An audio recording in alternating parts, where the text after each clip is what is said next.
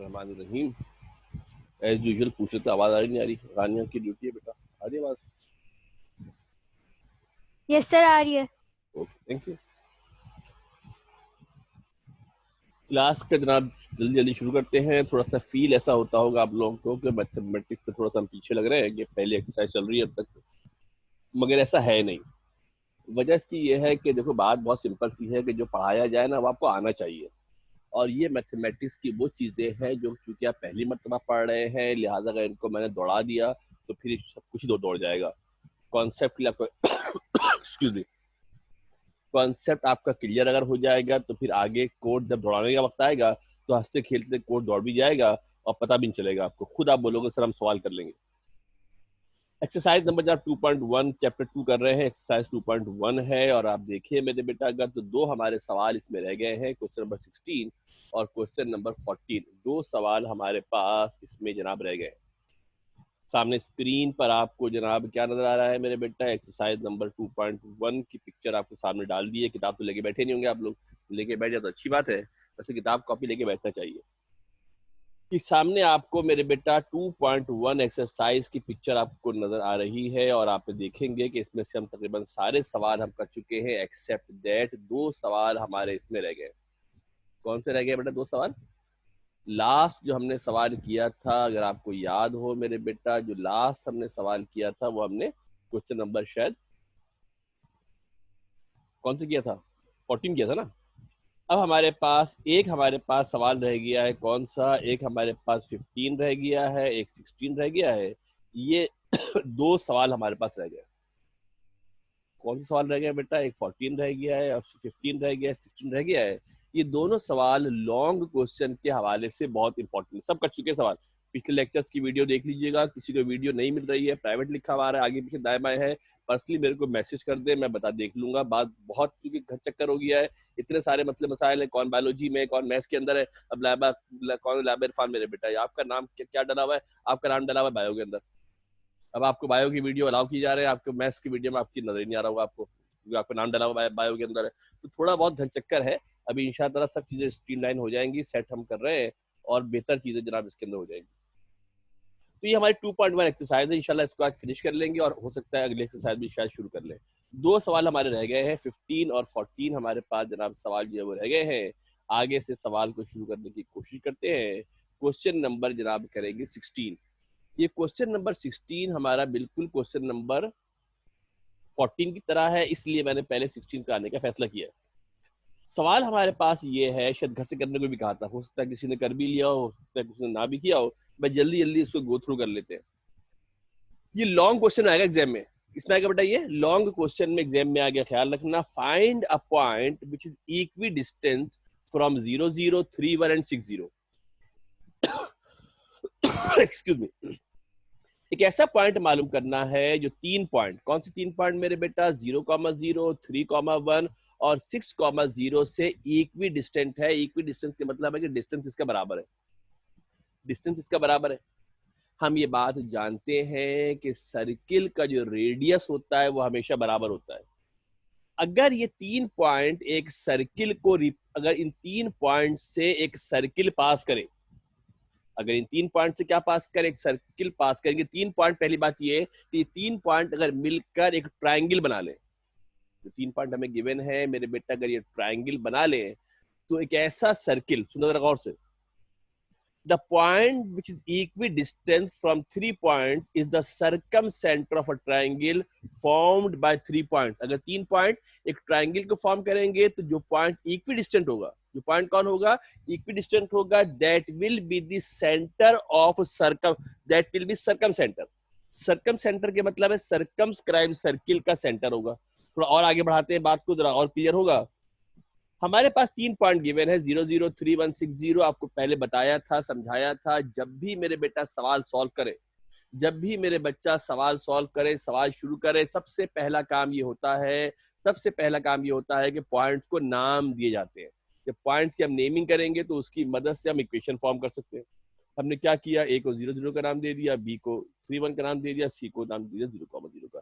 ये मेरे पास फर्स्ट करें जो तीन पॉइंट है, ये एक ट्राइंगल को रिप्रेजेंट कर रहे हैं। ये तीन पॉइंट है, फर्ज करते हैं एक ट्राइंगल को रिप्रेजेंट कर रहे हैं, ए का नाम 0 0 है, दूसरा जो वर्टेक्स है, किनारे वाले पॉइंट को वर्टेक्स कहते हैं। जो दूसरा हमारा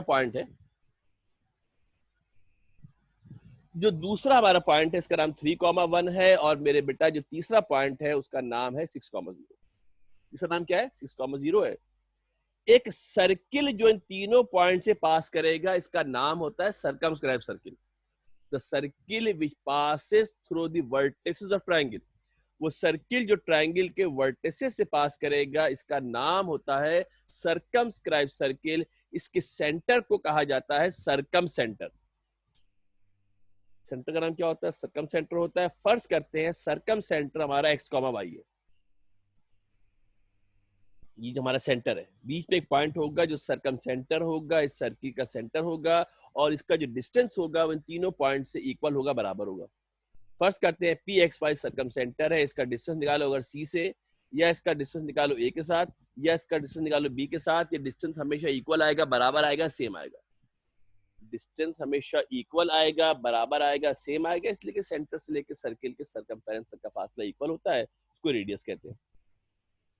लिहाजा इसके मतलब क्या होंगे कि जितना फासला A से P होगा, the distance which is equal, the distance AP will be equal to distance BP and is equal to the distance CP। जितना डिस्टेंस A से P होगा, इतना ही डिस्टेंस C से P होगा, and the same distance will be from B to P, where R is the radius of circumcenter। जबकि R हमारे पास जो फासला होगा, इसको क्या कहा जाएगा? R कहा जाएगा।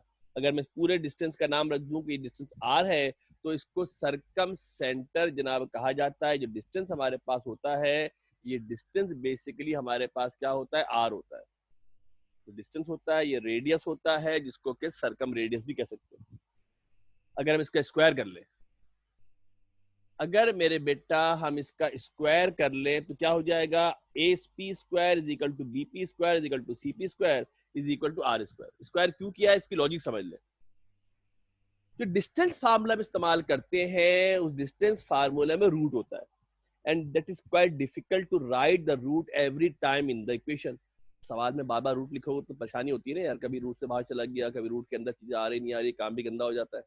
लिहाजा हमने क्या किया, जब इक्वेशन बनानी ही है, तो हमने क्या किया मेरे बेटा कि हमने इसको पहले ही स्क्वायर कर लिया, ताकि हमें इक्वेशनों के दरमियान में रूट लिखना ना पड़े। यहां पर मेरे बेटा एक नहीं, दो नहीं, तीन इक्वेशन अगर आप गौर से देखें तो एक इक्वेशन बनेगी AP का square is equal to BP का स्क्वायर, और दूसरी इक्वेशन हम बना सकते हैं क्या मेरे बेटा? BP का square is equal to CP का स्क्वायर। और तीसरी क्या बना सकते हैं? तीसरी इक्वेशन ये बना सकते हैं कि AP के स्क्वायर को CP के स्क्वायर के बराबर कर ले। जब दो इज इक्वल टू होते हैं ना, that will represent three equation. जब दो इक्वल टू होते हैं तो तीन इक्वेशनों को रिप्रेजेंट करते हैं। यहाँ एक और बात समझ लें कि हमने जो पॉइंट मालूम करना है, इस पॉइंट के अंदर दो अननोन चीजें, इस पॉइंट के अंदर हमारे पास दो अननोन चीजें हैं। जितनी अननोन चीजें होती हैं, इतनी ही इक्वेशन दरकार होती है। जितनी अननोन चीजें होती हैं, इतनी ही इक्वेशन आपको दरकार होती है। हमें दो इक्वेशन चाहिए। क्यों चाहिए दो इक्वेशन? हमें दो इक्वेशन रिक्वायर्ड है। हमें दो इक्वेशन इसलिए चाहिए, इसलिए कि हमारे पास अननोन क्वांटिटीज दो है। हमारे पास अननोन क्वांटिटी दो है। तीन इक्वेशन बन सकती है, मगर हम बनाएंगे दो। तो जरा गौर से, अगर हम डिस्टेंस मालूम करने के लिए डिस्टेंस फार्मूले का इस्तेमाल करेंगे, आप जानते हैं कि पूरी एक्सरसाइज डिस्टेंस फार्मूले के ऊपर है। D is equal to x2 minus x1 का whole square plus y2 minus y1 का होल स्क्वायर हमारे पास होगा। इसका स्क्वायर कर ले, क्या हो जाएगा? D square is equal to x2 minus x1 का whole square, y2 minus y1 का होल स्क्वायर। पहले मालूम करेंगे AP का स्क्वायर। जब मेरे बेटा AP का स्क्वायर मालूम करेंगे तो कौन सा डिस्टेंस लेंगे? A और P का। जब मेरे बेटा AP के स्क्वायर की बात करेंगे तो हम डिस्टेंस कौन सा लेंगे मेरे बेटा? A से लेकर P, A और P के दरमियान, किसके दरमियान मेरे बेटा? A और P के दरमियान हम फार्मूले का इस्तेमाल करेंगे। क्या करेंगे बेटा? हम A और P के दरमियान हम जो फार्मूले का इस्तेमाल जनाब जो वो किया जाएगा। जब P की बात करेंगे तो P हमारा XY है, A हमारे पास कौन है? 0,0 है। A हमारे पास कौन है? 0,0, यानी क्या हो जाएगा? x माइनस 0 का होल स्क्वायर, y माइनस 0 का होल स्क्वायर। यहाँ मैंने अलग अलग नहीं लिखा है, इससे पहले जितने सवालात थे उस पर मैं आपको मेंशन करता था कि x1 y1 कौन है। सवाल ऑलरेडी बहुत बड़ा है लिहाजा मेंशन नहीं करता। ये आपका x माइनस जीरो हो जाएगा, ये मेरे बेटा क्या होगा y माइनस जीरो का स्क्वायर हो जाएगा, x माइनस जीरो का स्क्वायर y माइनस जीरो का स्क्वायर हमारे पास हो जाएगा। इसको फार्मूले से खोलेंगे, सिंपल है, कुछ भी नहीं फार्मूला नहीं है, जीरो तो वैसे ही खत्म हो जाएगा। तो AP का स्क्वायर किसके बराबर हो जाएगा, x square plus y square. AP का स्क्वायर किसके बराबर होगा, x square plus y square के बराबर हो जाएगा। सिमिलरली हम क्या करेंगे मेरे बेटा, दूसरी वैल्यू मालूम करेंगे BP का square. Similarly we will find BP का स्क्वायर। BP का स्क्वायर किसके बराबर होगा, शाबाश, तवज्जो देके देख लो। जब BP के स्क्वायर की बात करेंगे तो तवज्जो देके गौर से मेरे बेटा ध्यान से देखना, ये आपके पास क्या हो जाएगा, x माइनस थ्री का स्क्वायर और y माइनस वन का स्क्वायर। x माइनस थ्री का स्क्वायर और y माइनस वन का स्क्वायर हमारे पास जनाब हो जाएगा। इसको फार्मूले से खोज सकते हैं, a माइनस बी का होल स्क्वायर का फार्मूला होता है। a माइनस बी के होल स्क्वायर के फार्मूले से इसको खोला जा सकता है। क्या खुलेगा मेरे बेटा, ये एक्स स्क्वायर माइनस का टू फार्मूले का, फिर एक ही जगह पर x आएगा, बी की जगह पर थ्री आएगा, फिर थ्री का स्क्वायर आएगा। इसको अब इतना टाइम सेकेंडरी में नहीं होता कि आपको पूरी तफसील के साथ चीजें की जाए, शॉर्टकट पे आप डायरेक्टली बिल्कुल कर सकते हैं। इसको जब फार्मूले से खोलेंगे तो ये वाला जो पोर्शन है x माइनस थ्री का स्क्वायर खुलेगा क्या मेरे बेटा, ये जो पोर्शन मेरे पास था, जो x माइनस थ्री का होल स्क्वायर जो मैंने खोला है, इस x माइनस थ्री का होल स्क्वायर खुलेगा यहाँ से लेके यहाँ तक, और जो y माइनस वन का होल स्क्वायर है वो खुलेगा y स्क्वायर माइनस का टू वाई प्लस वन खुलेगा। अरेंज कर लेते हैं, स्क्वायर वाले पहले कर लेते हैं, बाकी वैल्यू बाद में कर लेते हैं। स्क्वायर वाले पहले कर लेते हैं, बाकी वैल्यू मेरे बेटा बाद में कर लेते हैं। बेसिकली हमने दो इक्वेशन बनानी है, उनको साइमल्टेनियसली सॉल्व करना है। सिमिलरली बिल्कुल वैसे ही निकालेंगे CP, डायरेक्ट लिख दिया है शॉर्टकट में। सिमिलरली वैसे ही मेरे बेटा CP चांद मेरे निकाला जाएगा। देख लो यहाँ से CP कैसे निकालोगे। CP जनाब किस तरीके से निकाला जाएगा, तो CP निकालने के लिए हम क्या करेंगे, तो देख लो मेरे बेटा, यहाँ से x है, यहाँ पे 6 है, x माइनस सिक्स हो जाएगा, ये क्या हो जाएगा, y माइनस जीरो का स्क्वायर हो जाएगा। इसको भी मेरे बेटा फार्मूले से खोल देना, अरेंज कर लेंगे, हमारे पास इक्वेशन आ जाएगी क्या, एक्स स्क्वायर, हमारे पास मेरे बेटा इक्वेशन आ जाएगी क्या, x square plus y square minus का 12x प्लस 36। ये हमने वैल्यू मालूम कर ली, AP का स्क्वायर, BP का स्क्वायर, CP का स्क्वायर। AP का स्क्वायर, BP का स्क्वायर, CP का स्क्वायर। ध्यान से देखिएगा, लॉन्ग का सवाल है, थोड़ा तवील सवाल है, बड़ा सवाल है। अब हम क्या करते हैं, जैसा कि बताया था कि तीन इक्वेशन बन सकती हैं। हम पहली बात करते हैं AP का square is equal to BP का स्क्वायर।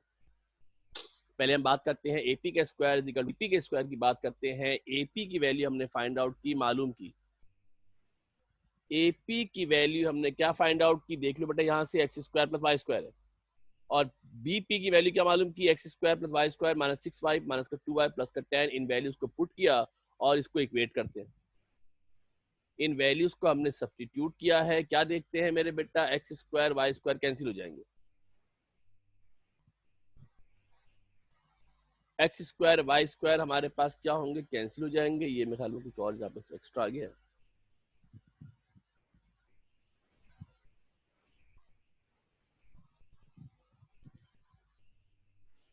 हमने क्या किया, AP का square is equal to BP के स्क्वायर के एवल्यूट किया है। X square plus y square is equal to x square plus y square minus 6x plus 2y है। एक्स स्क्वायर और वाई स्क्वायर क्या होंगे, यहाँ भी मेरे बेटा एक्स स्क्वायर है, एक्स स्क्वायर से एक्स स्क्वायर आपका कैंसिल आउट हो जाएगा, एक्स स्क्वायर से एक्स स्क्वायर कैंसिल हो जाएगा, वाई स्क्वायर से वाई स्क्वायर कैंसिल हो जाएगा। इक्वेशन बचेगी क्या, माइनस का 6x प्लस का 2y प्लस का 10, माइनस का 6x प्लस का 2y प्लस का 10 इज इक्वल टू 0 बचेगी। ये माइनस का था, इसको इज इक्वल टू यहाँ ले आते हैं।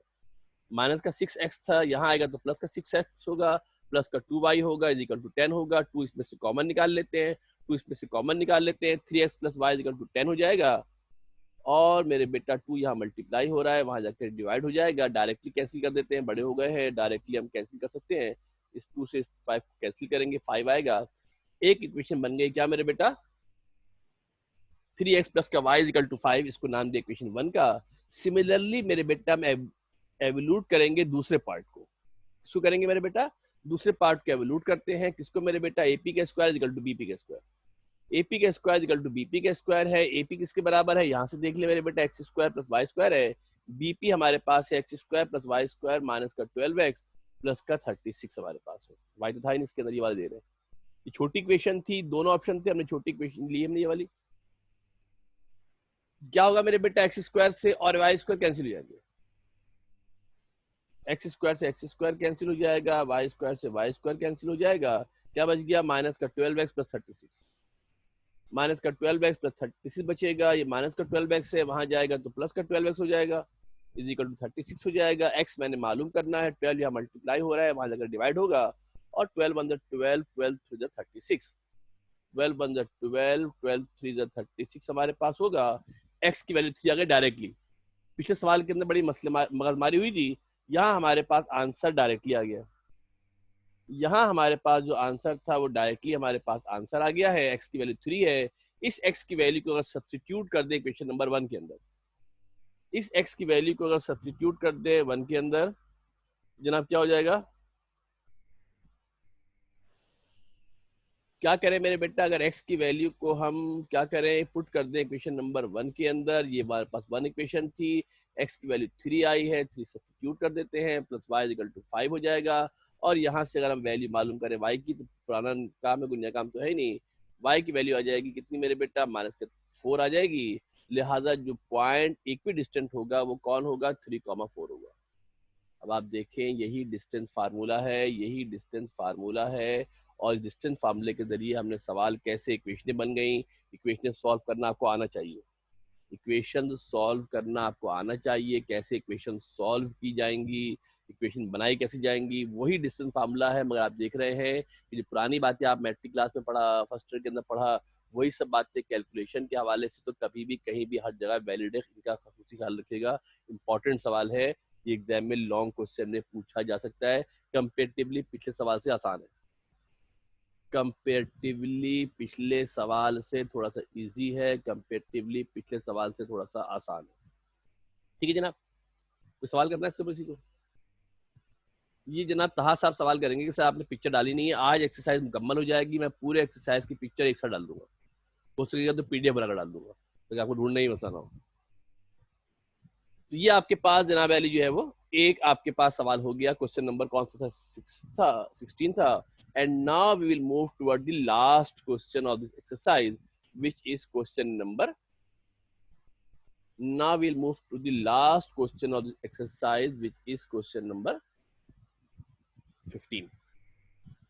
इसको बहुत ध्यान से कीजिएगा, बहुत इंपॉर्टेंट सवाल है, अहम सवाल है, थोड़ा सा ट्रिकी है, थोड़ा सा लेंदी भी है, बोर नहीं होना। In equilateral triangle, an equilateral triangle has one vertex at 3,4. एक इक्विलेटरल ट्रायंगल है, उसका एक वर्टेक्स है, कितना मेरे बेटा, एक इक्विलेटरल ट्रायंगल है, उसका वन वर्टेक्स है कहां पर, 3,4 पर है, और अनदर है -2,3 पर। एक इक्विलेटरल ट्रायंगल है, उसका एक वर्टेक्स कहां पर है, 3,4 पर है, एक वर्टेक्स 3,4 पर है, दूसरा वर्टेक्स -2,3 पर है, दूसरा वर्टेक्स कहाँ है, -2,3 पर है।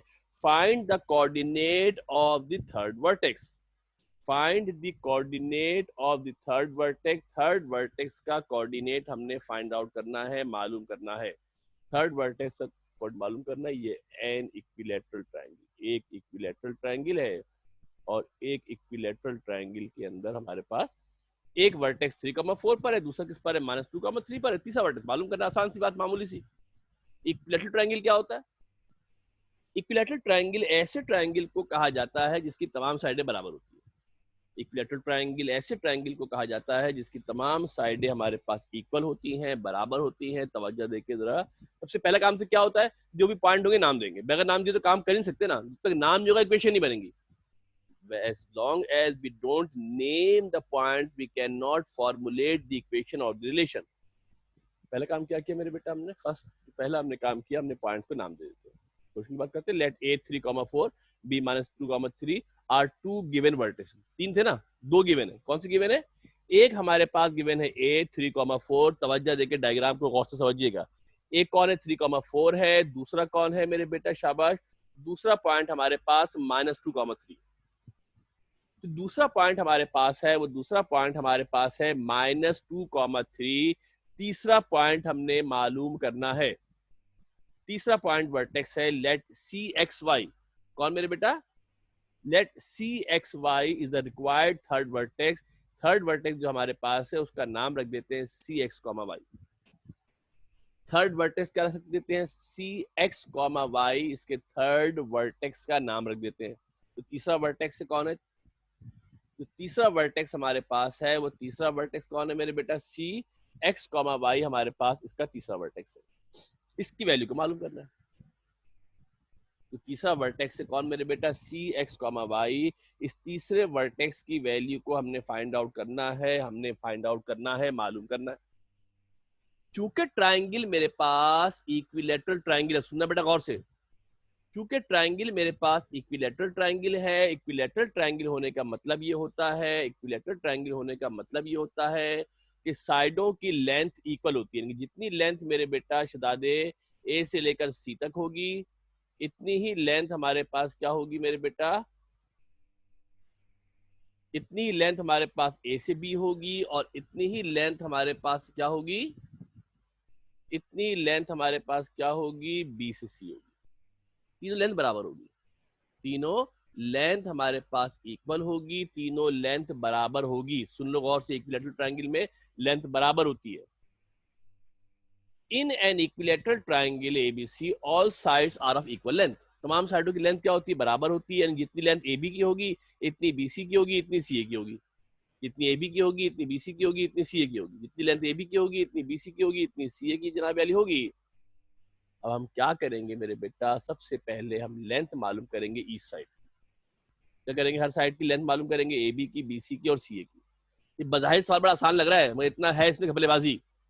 घपलेबाजी इसके अंदर ये है, थोड़ा सा बता देता हूं ताकि आपको आइडिया हो जाए। घपलेबाजी इसके अंदर ये है कि मैंने पॉइंट सी एक्स वाई ऊपर लिया है। मैंने पॉइंट सी एक्स वाई, चंदा चांद मेरे, मैंने पॉइंट सी एक्स वाई ऊपर लिया है। ये भी मुमकिन हो सकता था कि जो पॉइंट सी एक्स वाई मेरे पास है वो पॉइंट सी एक्स वाई मेरे पास नीचे होता। तो वजह गौर से देखना, जो मैं समझाने वाली जो मसले घपलेबाजी है ना, घपलेबाजी ये है कि जो पॉइंट मैंने ऊपर लिया ना मेरे बच्चा, ये पॉइंट ऊपर होने के बजाय ये पॉइंट नीचे भी, इक्विलैटरल ट्रायंगल ऊपर बनने के बजाय नीचे ही बन सकता था।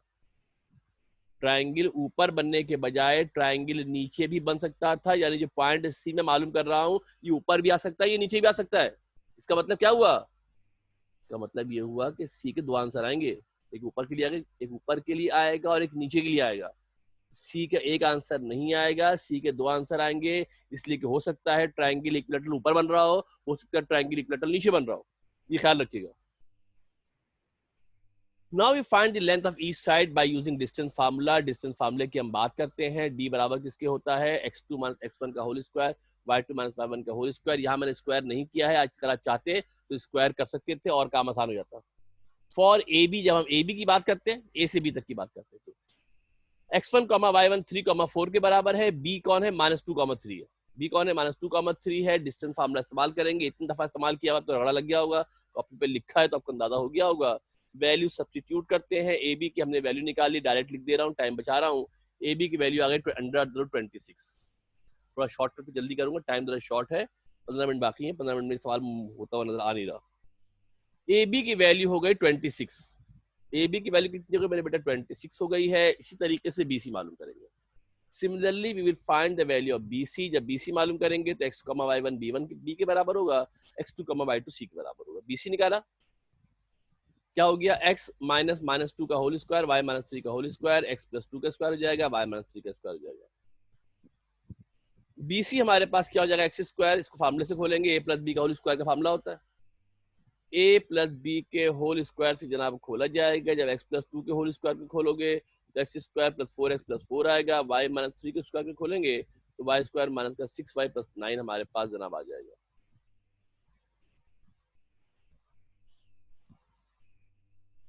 तो अरेंज कर लेते हैं इसको, स्क्वायर वाले पहले कर लेते हैं, बाकी बाद में कर लेते हैं। x square + y square plus का 4x - 6y + 13। उसके बाद क्या करोगे मेरे बेटे? AC निकालेंगे, जिस तरह BC निकाला है, जिस तरह AB निकाला था पहले, वो भी तो नंबरों में आ गया। BC इक्वेशन में आया, वैसे ही AC भी हमारे पास इक्वेशन में आएगा। x1 y1 3 4 है, x2 y2 x y1 है। डायरेक्ट जल्दी से कर देते हैं इसको। जल्दी से इसको मेरे बेटा कर देते हैं, ज्यादा जल्दी हो गया।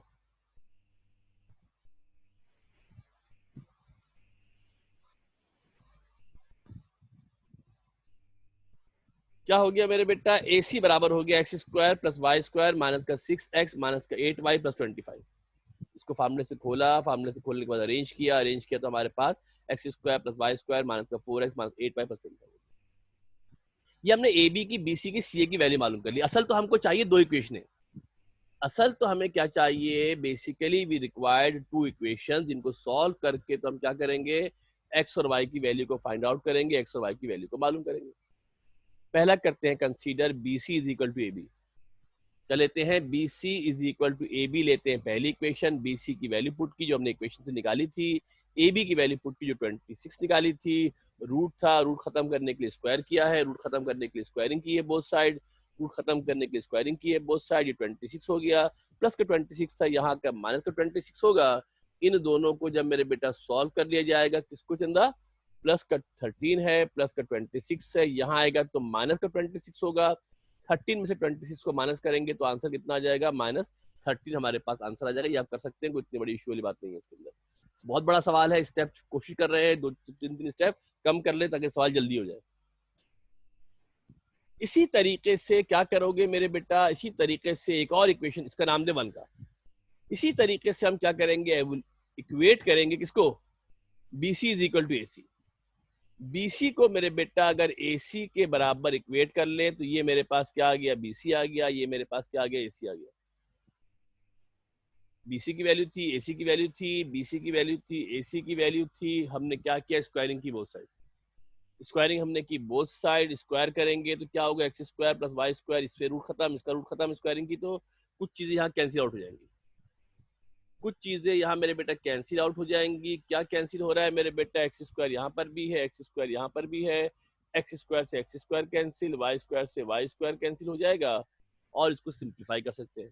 अब यहाँ पर आप एक सवाल करेंगे कि मैंने ए बी लिया है, यहाँ पर मैंने ए बी लिया था, अब बोलेंगे यहाँ भी ए बी ले लेते भाई, मगर बेटा अगर मैं ए बी लेता ना तो ए बी लेने से बनी क्वाड्रेटिक इक्वेशन। ए बी लेने से कैसी इक्वेशन बन रही है, क्वाड्रेटिक इक्वेशन बन रही है। जबकि मैंने जब इन दोनों को सॉल्व किया तो मुझे मिलेगी लीनियर इक्वेशन। तो लीनियर इक्वेशन वाला मामला आसान है, क्वाड्रेटिक वाला मामला मुश्किल है। लीनियर वाला मामला आसान है, क्वाड्रेटिक वाला मामला मुश्किल होता है, इसलिए मैंने कोशिश की कि मुझे लीनियर इक्वेशन मिल जाए। ये चीजें हमारे पास कैंसिल आउट हो गई हैं, तमाम वेरिएबल को हम एक तरफ करने की कोशिश करते हैं। यहाँ बचा 4x माइनस 6y प्लस 13 बचा, कैंसिल होने के बाद इक्वेशन को ले आते हैं किसके बराबर, वेरिएबल एक तरफ कर लेते हैं, नंबर एक तरफ कर लेते हैं, माइनस का 6x था प्लस 6x हो गया, माइनस का 8y था प्लस का 8y हो गया, x वाले में x वाले ऐड हो गए, y वाले में y वाले ऐड हो गए, 10x प्लस का 2y इज इक्वल टू 12 हो गया। 10x प्लस का 2y इज इक्वल टू 12 हो गया है, 2 जनाब कॉमन निकाला हमने, 5x प्लस y हो गया is equal to 12। 5x plus का 2y इज इक्वल टू 12 हमारे पास हो गया है, 2 यहाँ मल्टीप्लाई हो रहा है, वहां जाकर डिवाइड हो जाएगा, बल्कि डिवाइड हो जाएगा, डिवाइड हो जाएगा तो डायरेक्टली कैंसिल कर देंगे। इतना टाइम थोड़ी होता है कि हम स्टेप करके दिखाएंगे आपको। सेकेंडरी लेवल पे बहुत सारे काम डायरेक्टली सिंप्लीफाई कर सकते हैं, सिंपली कैंसिल आउट कर दे, काफी इनफ है। 5x plus Y equal to 6 हो गया। यहां से हम क्या करते हैं मेरे बेटा, y की वैल्यू को एवल्यूट करते हैं, y की वैल्यू मालूम करते हैं, प्लस का 5x तक क्या होगा, वहां जाकर माइनस का 5x हो जाएगा। इसको नाम दे देते हैं इक्वेशन नंबर 2 का। क्या नाम देते हैं इसको, इक्वेशन नंबर 2 का नाम दे देते हैं। दो इक्वेशन हमारे पास बन गई है, we have two equation now, हमारे पास दो इक्वेशन बन गई हैं। ये वाली क्वाड्रेटिक है, ये वाली लीनियर है। आपको याद होगा जब हम चैप्टर 3 पढ़ रहे थे फर्स्ट ईयर के अंदर, तो हमने 3.8 के अंदर सवाल किए थे, एक लीनियर इक्वेशन है क्वाड्रेटिक हो तो कैसे सॉल्व करते हैं, लीनियर में से वैल्यू निकालते हैं, क्वाड्रेटिक के अंदर सब्स्टिट्यूट करते हैं, लीनियर में से वैल्यू निकालते हैं, क्वाड्रेटिक के अंदर सब्स्टिट्यूट करते हैं, इस वाई की वैल्यू को सब्स्टिट्यूट कर देते हैं इक्वेशन नंबर 1 के अंदर। कहाँ कर देते हैं, इक्वेशन नंबर 1 के अंदर सब्स्टिट्यूट कर देते हैं। जब इक्वेशन 1 के अंदर सब्स्टिट्यूट करेंगे तो क्या हो जाएगा, ये वाई था ना बेटा, इस y की जगह पर हमारे पास क्या आ जाएगा, तवज्जो देके गौर से देख लो, जो y हमारे पास जहाँ लिखा था मेरे बेटा, जो y हमारे पास जहाँ लिखा हुआ था, इस y की जगह पर हम क्या करेंगे मेरे बेटा, इस y की जगह पर हम वैल्यू सब्स्टिट्यूट कर देंगे। कौन सी वैल्यू सब्स्टिट्यूट कर देंगे मेरे बेटा, जब हमने वैल्यू यहाँ से मालूम की है, क्या वैल्यू मालूम की है, 6x माइनस का 5 वैल्यू मालूम की है, इस वैल्यू को हम क्या करेंगे, इसके अंदर सब्स्टिट्यूट करेंगे,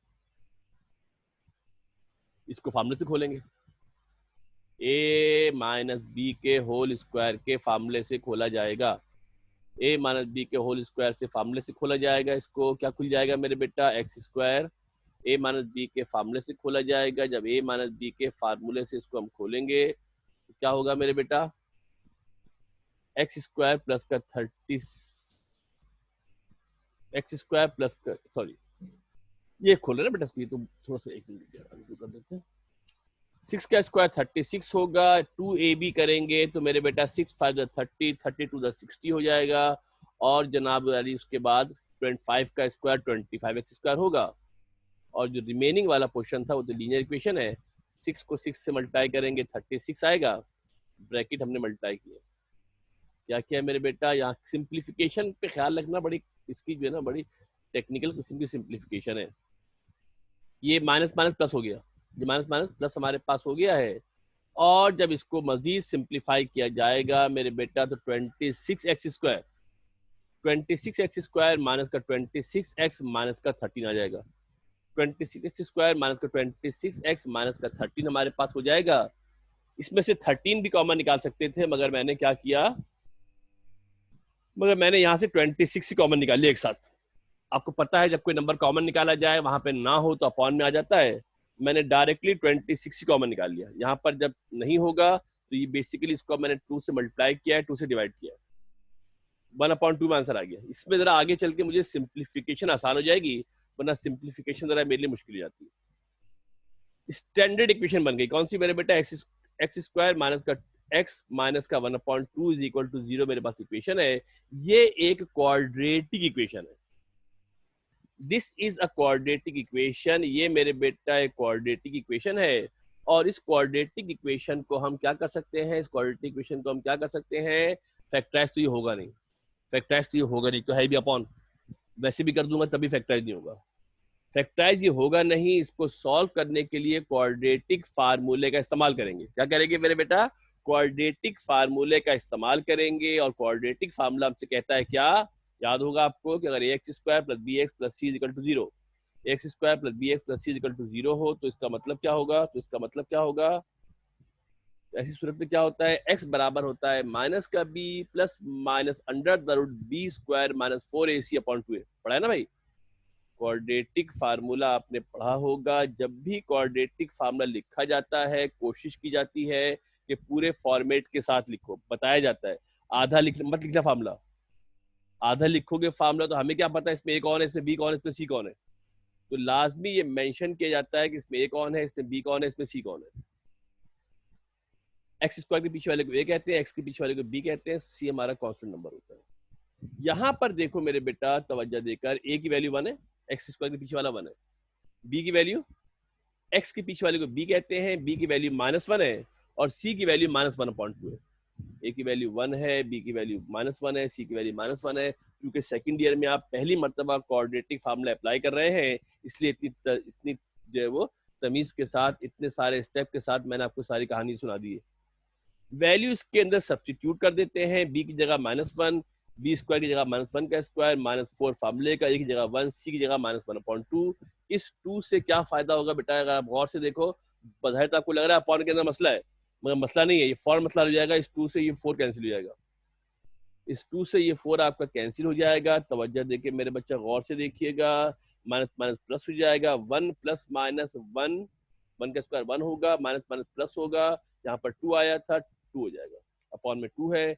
एक्स की वैल्यू हमारे पास आ जाएगी, एक्स की वैल्यू हमारे पास आ जाएगी 1 plus minus under the root 3/2। लोग मुसीबत ही है, रूट के सवाल आ गए, सिंपल होल नंबर में वैल्यू नहीं आई है, सिंपल इंटीजर में वैल्यू नहीं आई है, अपॉन के अंदर वैल्यू आ गई है, 2 वैल्यू आ गई है, एक्स की मैंने कहा था 2 वैल्यू आएंगी, अगर आपको याद हो मैंने आपको पिछले सवाल के अंदर समझाया था कि 2 वैल्यू आएंगी। क्यों 2 वैल्यू आएंगी, पॉइंट एक्स वाला ऊपर भी हो सकता है, पॉइंट एक्स वाला नीचे भी हो सकता है, इक्विलैटरल ट्रायंगल में 2 आंसर आते हैं, सर्कमस्क्राइब सर्किल हमेशा एक होता है।